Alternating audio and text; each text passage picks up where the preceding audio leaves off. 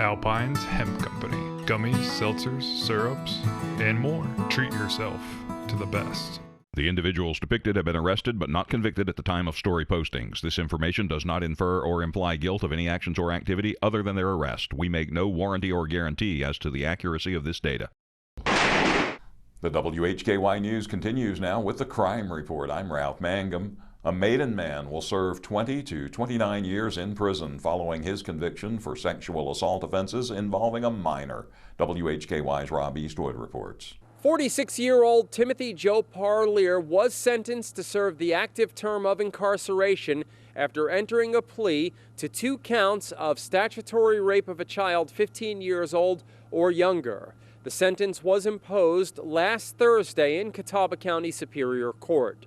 The Honorable Karen Edie Williams, Superior Court judge from Mecklenburg County, imposed terms of the active sentence after Parlier entered the guilty plea. As part of his sentence, Parlier was also ordered to register as a sex offender for a period of 30 years, enroll in sex offender treatment, and not have any contact with the victim. A female victim, now 20 years old, wrote a detailed letter when she turned 18 that outlined what was inflicted on her by the defendant.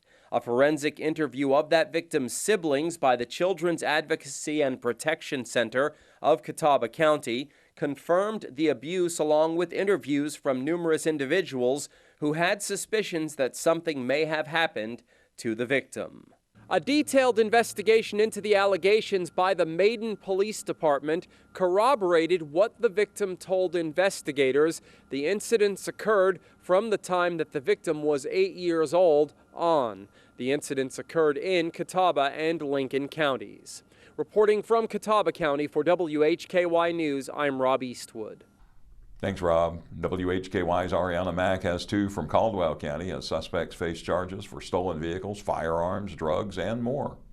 A Granite Falls man is charged with auto larceny. 40-year-old Donald Allen Parlier of Granite Falls was arrested Friday by Caldwell County authorities. He was charged with 2 felony counts each of auto larceny, possession of stolen motor vehicle, and a single count of possession of a firearm by a convicted felon. Parlier was jailed under $70,000 secured bond in the Caldwell County Detention Center. A district court date was scheduled for January 13th.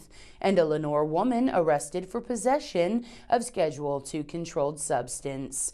45-year-old Jennifer Colleen Snow of Lenoir was arrested Friday by Caldwell County authorities. She was charged with 1 felony count, possession of Schedule II controlled substance, and misdemeanor counts, possession of drug paraphernalia and probation violation. Snow was jailed under $10,000 secured bond in the Caldwell County Detention Center. A Superior Court date was scheduled for January 13th. I'm Arianna Mack for WHKY.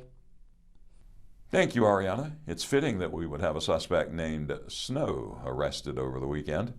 35-year-old Jim Zhang of Dudley Shoals Road in Granite Falls is facing felony charges in Burke County for trafficking a Schedule II controlled substance, that's methamphetamine, possession of a firearm by a felon, fleeing to elude arrest with a motor vehicle, and possession with intent to manufacture, sell, or deliver a Schedule II controlled substance, along with misdemeanor counts of possession of drug paraphernalia and carrying a concealed firearm.